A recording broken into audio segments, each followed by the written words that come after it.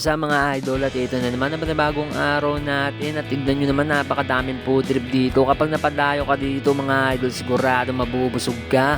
Siyempre saan ba kayo makakahanap ng ganito, at dito nga lang yan sa may Tondo, Ugbo Street. Sigurado mapapalabang kayo dito mga idol kapag napadayo kayo sa dami ng mga pagkain na mapapili ninyo. Siyempre tamang libot na nga muna tayo dito mga idol at sisipat muna tayo kung ano yung pwede natin mabili rito.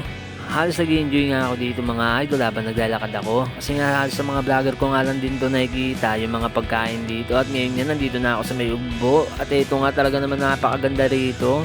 Halos mga 5 PM na nga ata ako nakapunta rito mga idol. Halos yung iba rito nagpe-prepare pa nga lang sila ng mga paninda nila. Pero yung iba rito okay naman na nakaayos na at pwede ka nang bumili sa kanila.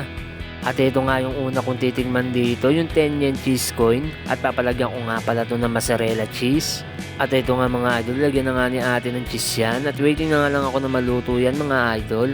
At ito nga, binabalik-baliktad pa nga ito ni ate. Yun naman yung tsura na itong 10 yen cheese coin na to mga idol. Napakalaki niyan at napakasarap din. At ito naman yung sinunod ko na binili, yung shawarma rice dito nila kuya. At titikman ko nga rin to mga idol kung gaano kasarap nga to. Napanood ko nga lang to sa ibang vlogger na masarap nga daw to. Kaya titingnan nga natin to mga idol kung totoo nga bang masarap.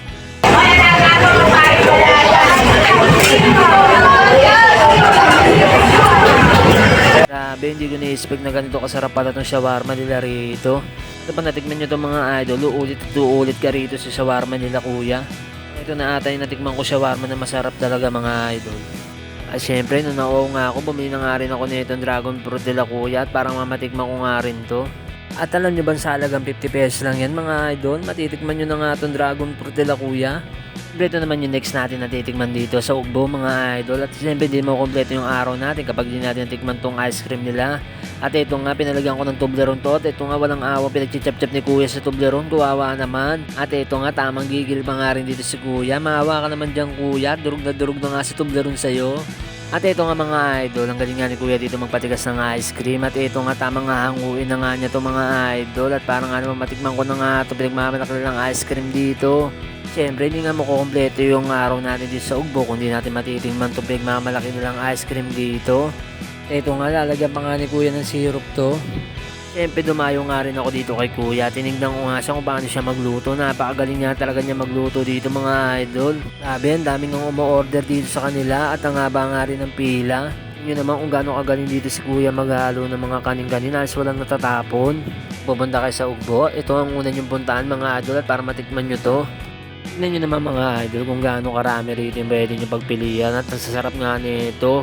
Gusto ko nga rin sana bumili nito kaya lang busog na busog pa ako sa mga nakain ko. Mahilig ako kumain ng mga Japanese food. Napakarami dito sa Ugbo mga idol. Siguradong hindi kayo magsasawa rito sa dami nyo pagpipilian.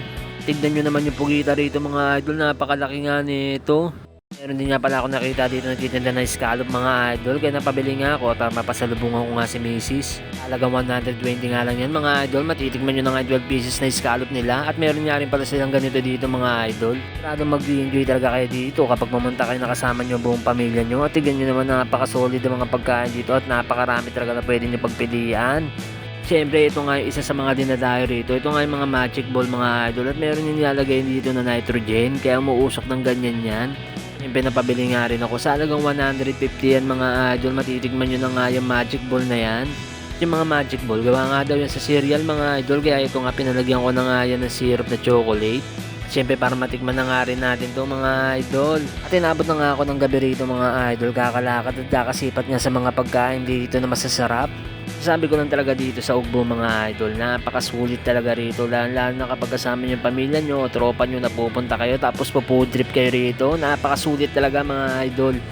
Doon sigurado na hindi kayo magsasawa sa mga pagkain dito. Napakarami talaga. Hindi ko na kayo sasama yung ibang video ko dito mga idol. Masyado na mahaba. Pag gusto nyo pumunta dito sa Ugbo, kapag manggagaling kayo sa Maygapo, sasakay lang kayo ng papuntang Divisoria. Kapag babae sa Divisoria, sasakay naman kayo ng papuntang Velasquez Street. At sabihin nyo na sa driver, baba kayo sa Ugbo. Maraming salamat sa pagtambay. Panonood nyo sa video ko mga idol. Maraming salamat.